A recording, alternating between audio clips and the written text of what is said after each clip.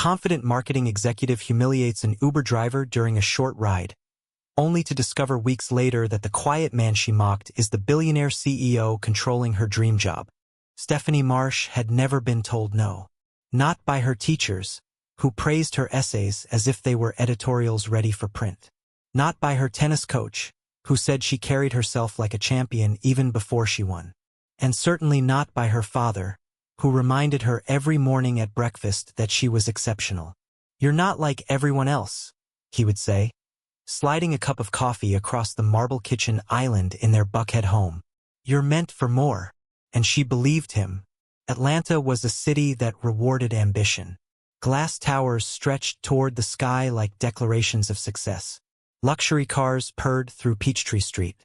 Rooftop restaurants buzzed with people who spoke about deals and numbers and expansion as if the world were something to be conquered.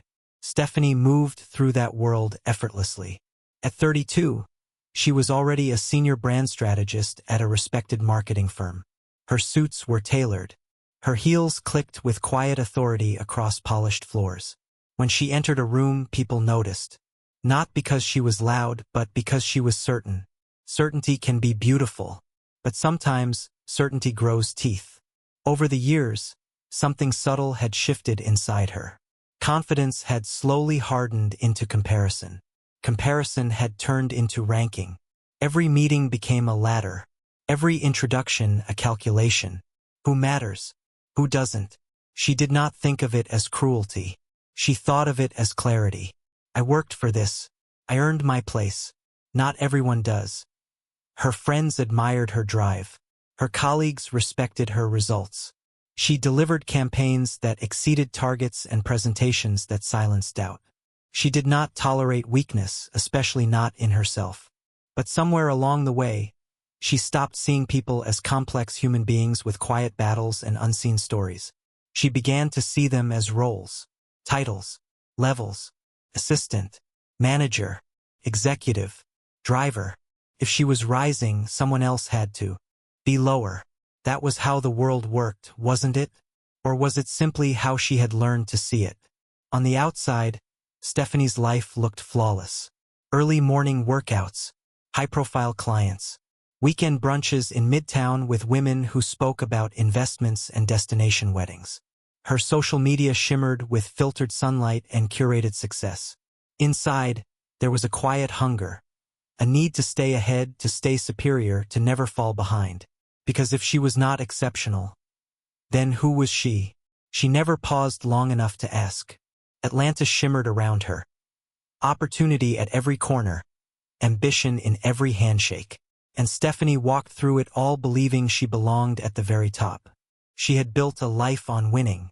She just didn't realize that the greatest test of character comes when you believe you have already won.it started like any other busy afternoon in Atlanta. Stephanie glanced at the clock in the back of the conference room and felt her confidence tighten. Her meeting had ended later than expected, and the next appointment across town was too important to miss.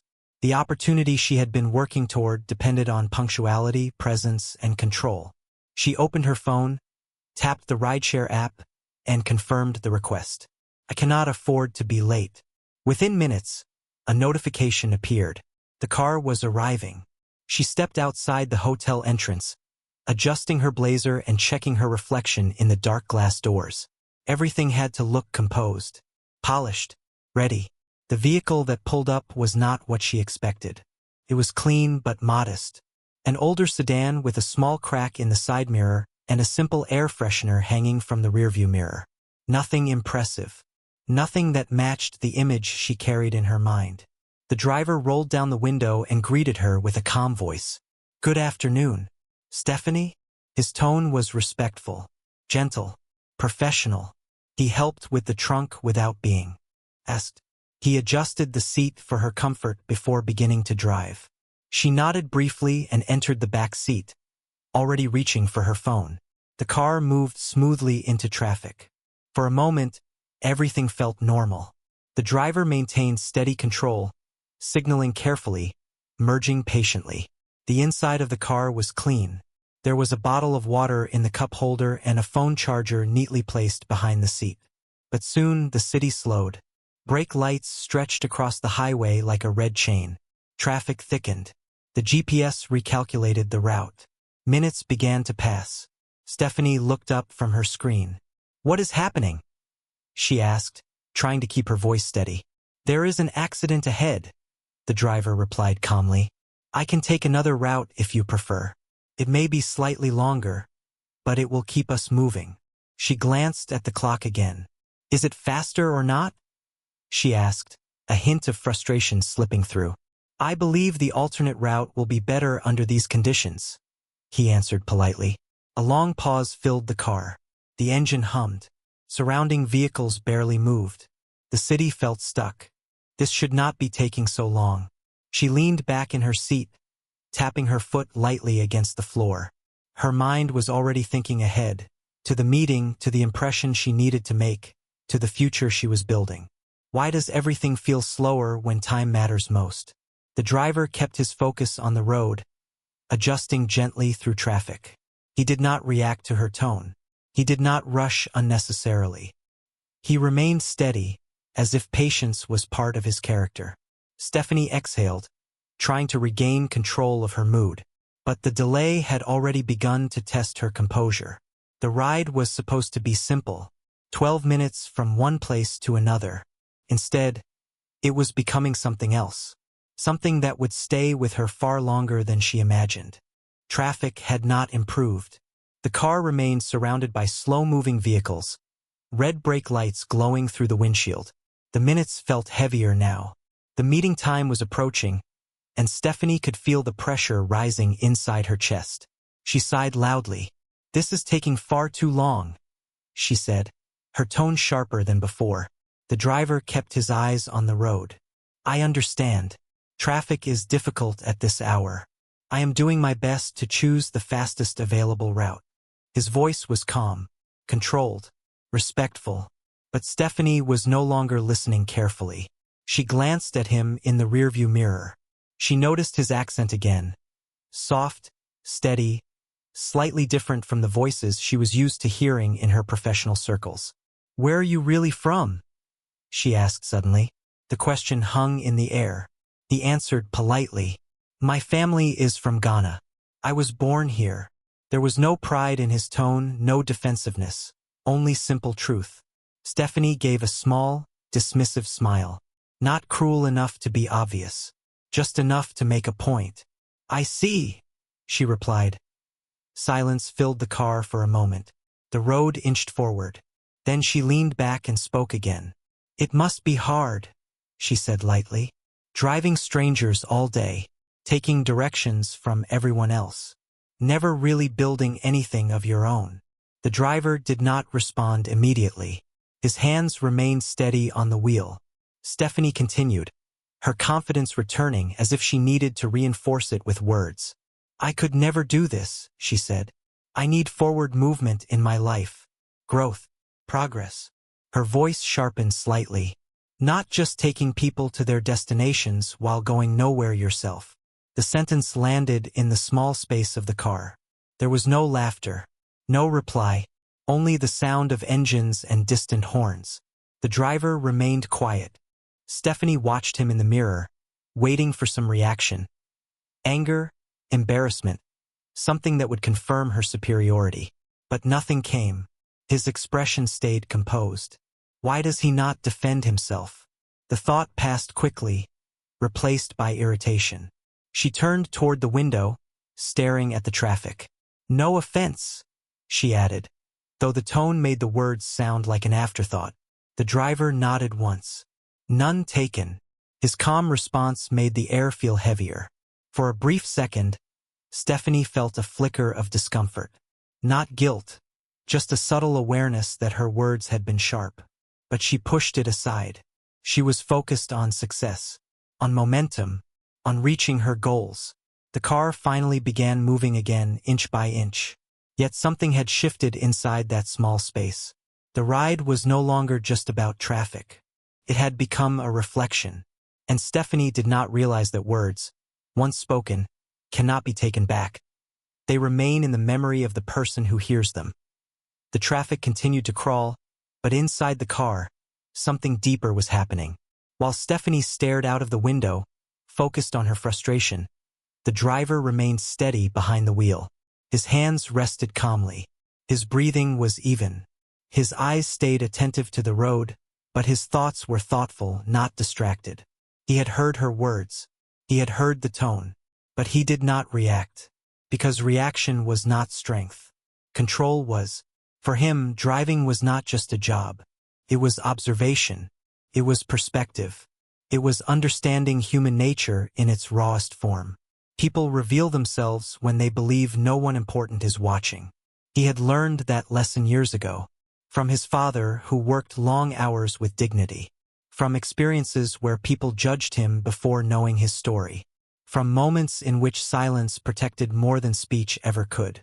He noticed how quickly some passengers smiled at a luxury car, but ignored a modest one. How some spoke politely to those in suits, but casually to those in simple clothes. The pattern was familiar, and today was no different. Stephanie's voice still echoed in the back of his mind, not as an insult, but as information. Because every interaction teaches something. What does it say about a person when they assume their worth is higher than everyone else's? He glanced briefly at her reflection in the rearview mirror.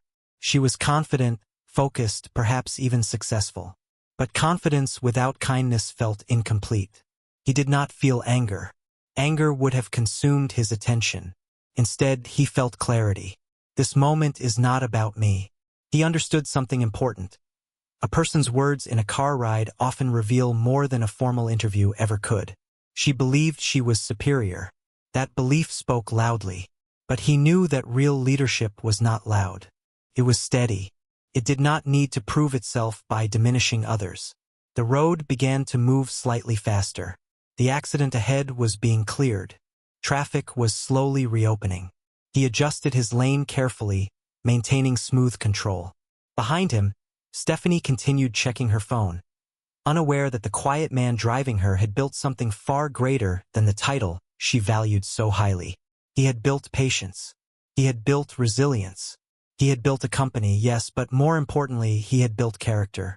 And character does not need to announce itself.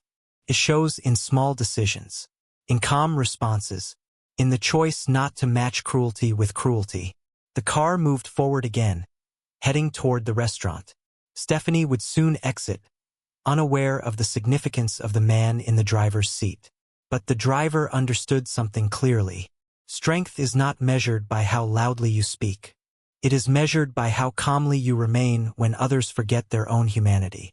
3 weeks later, Stephanie stood in front of a glass tower in downtown Atlanta. The building was modern, elegant, and powerful. This was not just another job opportunity. This was the interview that could redefine her entire future. She had prepared for it with discipline and precision. Her portfolio was organized. Her notes were ready. Her confidence was carefully rebuilt. This was her moment. As she entered the lobby, everything felt calm and professional. The floors were polished. The lighting was bright but soft. Silence carried through the space with quiet authority. She took the elevator to the top floor. With each rising number, her heartbeat grew slightly faster. Not from fear but from anticipation. She reminded herself that she belonged here. I have earned this. When the elevator doors opened, she was guided into a sleek conference room. A long table stood in the center. Large windows revealed the skyline beyond. The atmosphere felt serious, important. She was asked to wait. After a few minutes, the door opened. A man entered.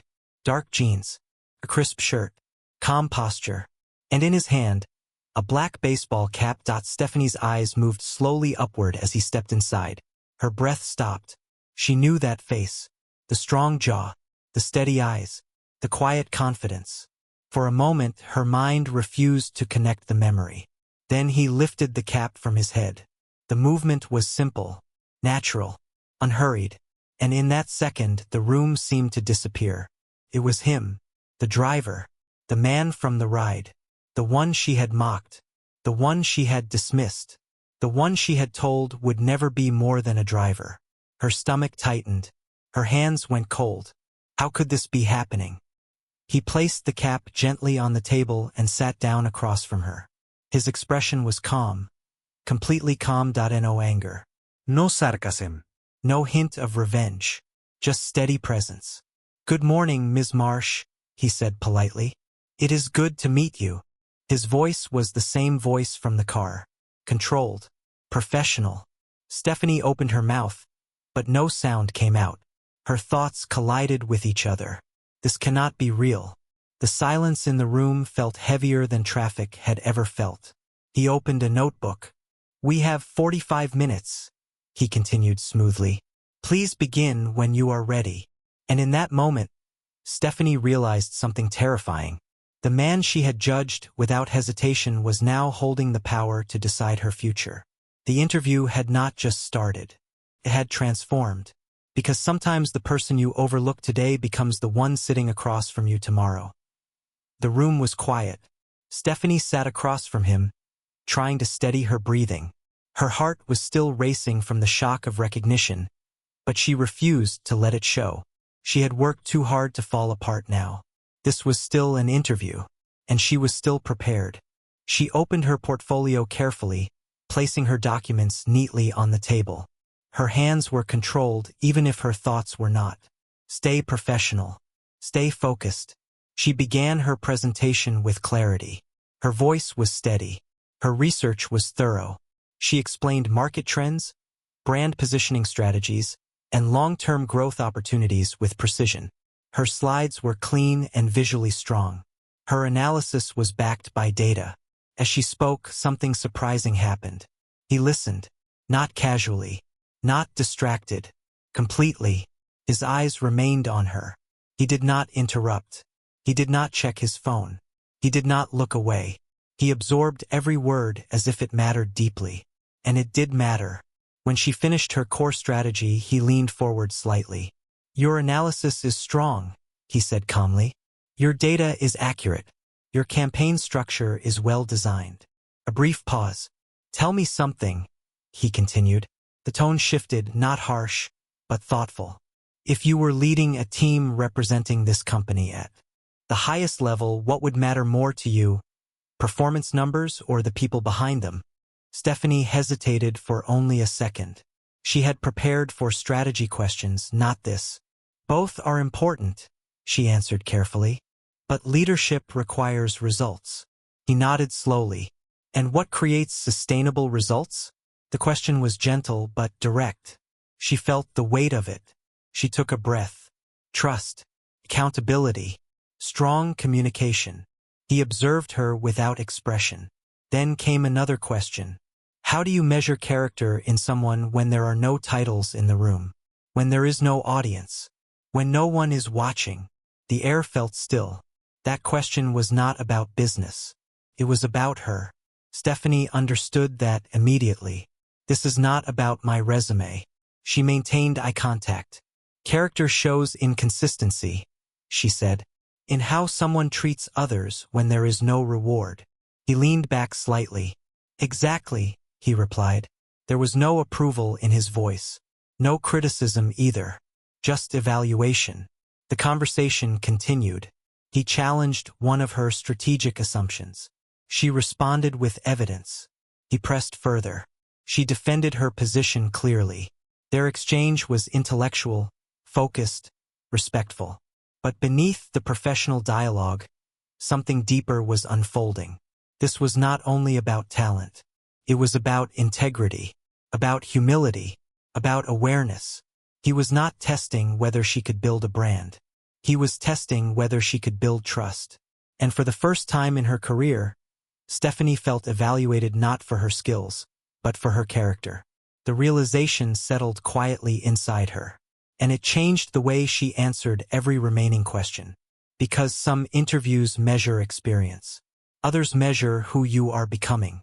The next 2 days felt longer than the ride, longer than the interview, longer than any moment Stephanie could remember. She replayed every answer in her mind, every question, every pause. She wondered if her shock had shown on her face. She wondered if her past behavior had quietly ended her chances. Even though her presentation had been strong, she could not escape one truth. She had judged the man sitting across from her, and now he was the one deciding her future. On the third morning, her phone rang. Unknown number. Her heart tightened. She answered carefully. "Hello. Good morning, Ms. Marsh," came the familiar calm voice. It was him. She sat down immediately. "This is Diana Cross from Talent Acquisition," the woman continued after a brief introduction. "We are pleased to inform you that Mr. Asante has completed his evaluation. The board has approved his recommendation." Stephanie held her breath. "He has recommended you for the senior brand director position." For a moment, the world felt unreal. She stood up slowly, pressing her free hand against the wall for balance. I don't understand," she said softly. There was a gentle pause on the other end. "He was extremely impressed with your strategy work," Diana explained. "He believes your leadership potential aligns with the company's long-term vision." Stephanie closed her eyes. This is not happening. After the call ended, she remained still in the quiet of her apartment. The news should have felt like pure victory. Instead, it felt complicated, heavy, personal.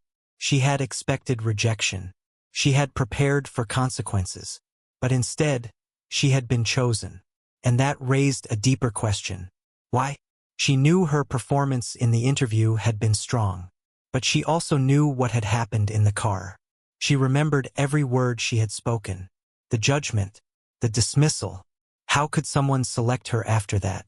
Was it professionalism, strategy, or something else entirely? Her phone rang again. It was Diana. "There is one more thing," she said kindly. "Mr. Asante would like to meet with you tomorrow morning. Informal. No pressure. He said you may ask him any questions you wish before making your final decision." Stephanie agreed immediately. That night, she sat by her window for a long time. He could have ignored me. Instead, he had listened. He could have rejected her. Instead, he had recommended her. Why would someone give a second chance so freely? The next morning, she walked into his office with a different feeling inside her. Not fear this time, reflection. Because she understood something important. This meeting was no longer about an offer. It was about understanding the man who had given it, and understanding herself. The office was quiet that morning. Soft sunlight entered through the large window, resting gently across the desk between them. There were no assistants present, no board members, no audience, just two people sitting face to face in stillness. Stephanie felt calmer than she had expected. Not because the situation was simple, but because she finally understood it was real. He sat across from her with steady composure. No cap this time, no performance, just clarity. "I asked to meet you," he began gently, "because decisions should not be made without understanding." Stephanie nodded slightly, waiting. He folded his hands. "For the past several months, I have been observing how people treat others when they believe no one important is watching. Drivers, security staff, cleaning teams, delivery workers." His tone was calm, not accusatory. "I do this because leadership is not only about skill. It is about character." Stephanie swallowed softly. He continued, "When you entered my car, you did not know who I was. That was the point." The room felt still. "I wanted to see how you treated someone you believed had no power over your future." A quiet pause followed. "Why?" she asked softly, almost whispering. He met her eyes. "Because how a person behaves without consequences reveals who they truly are." The words settled deeply. He leaned back slightly. "Cruelty," he said carefully, "is often a form of poverty." Stephanie listened without interrupting. "It is not financial poverty," he clarified. "It is emotional poverty, a lack of empathy, a belief that one person's worth is higher than another's." Her throat tightened. "But," he added, "poverty can be cured, if the person carrying it is willing to see it clearly." That sentence stayed in the air. Stephanie felt something shift inside her. Not shame from being caught. Something more honest. Recognition. She had not been acting out of hatred. She had been acting out of insecurity disguised as superiority. I confused confidence with comparison. Her eyes lowered for a moment. "I was wrong," she said quietly. The words were simple, direct, without defense. He did not speak immediately. Stephanie continued, her voice steady but emotional. "In the car, I judged you without knowing you. I spoke in a way that was disrespectful. It was unfair. It was unkind." She looked up. "I am sincerely sorry." There was no job in her tone, no strategy, just responsibility. He studied her expression carefully. Then he nodded once. "I believe you," he said. The relief she felt was not about employment. It was about integrity. He continued gently, "Growth begins when discomfort is accepted instead of avoided." Stephanie exhaled slowly.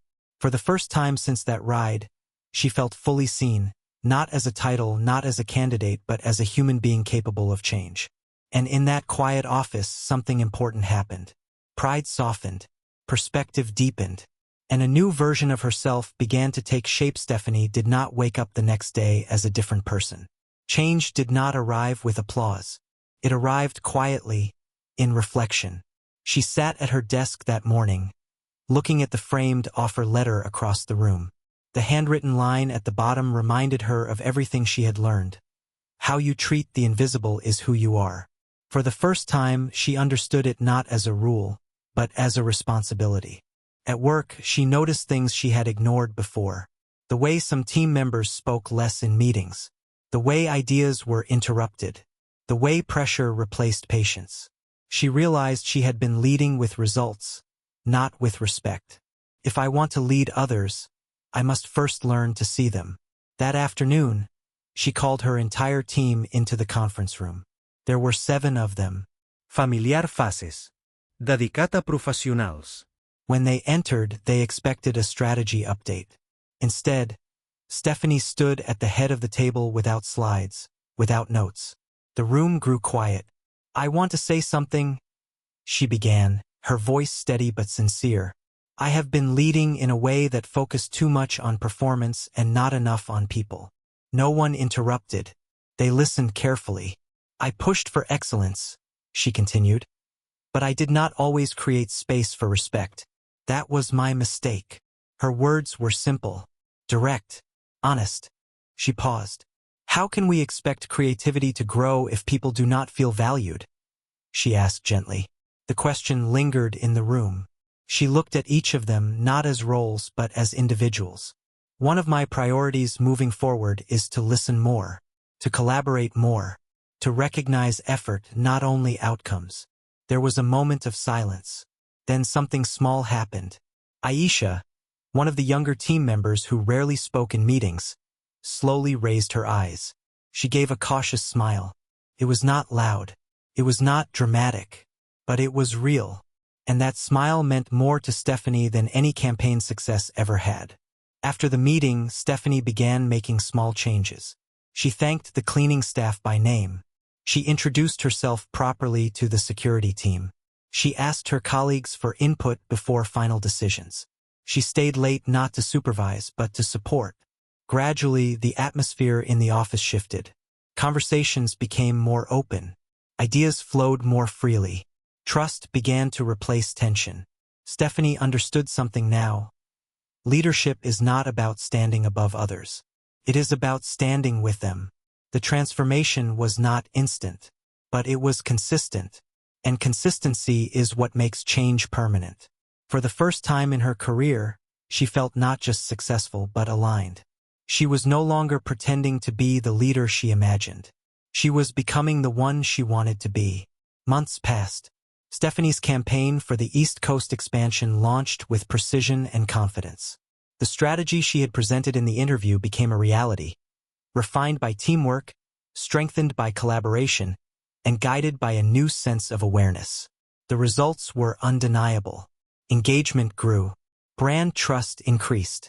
Industry publications praised the clarity and humanity of the messaging. Her name began appearing in conversations about innovation and leadership. But this time, the recognition felt different. It did not feed her ego. It grounded her. She no longer entered rooms trying to prove she belonged. She entered them ready to listen first. Her team noticed the change immediately. Meetings felt safer. Ideas felt valued. People spoke more freely. Respect flowed in both directions. And slowly, she understood something important. Success is not only measured by achievement. It is measured by impact. One afternoon, as she sat in her office reviewing the latest campaign results, she paused to look at the framed letter on her wall. How you treat the invisible is who you are. The words no longer felt like a warning. They felt like a compass. Meanwhile, across the city, the CEO reflected on the journey as well. From his office window, he looked at Atlanta's steady movement. Cars, deliveries, rideshares, and workers keeping the city alive. He thought about his father. His father had driven a taxi for years while building a small import business on the side. People had dismissed him many times, but he never allowed their behavior to define his character. One evening, as they spoke on the phone, his father had reminded him of something simple yet powerful. A man who is kind only when he is watched, his father had said, is not truly kind at all. That lesson had shaped everything he built.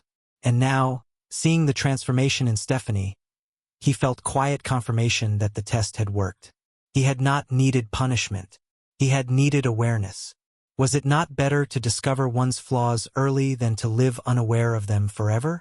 Stephanie walked through the city one evening after work, observing the people around her differently now. She noticed the drivers, the security staff, the cleaners, the assistants, each carrying responsibilities with dignity. She remembered the ride. She remembered her words. And instead of discomfort, she felt gratitude for the lesson, for the second chance, for the opportunity to grow. The road had revealed something to her that no classroom or boardroom ever could. It had shown her her reflection, and she had chosen to change it. Because humility is not about thinking less of yourself. It is about thinking of others more often.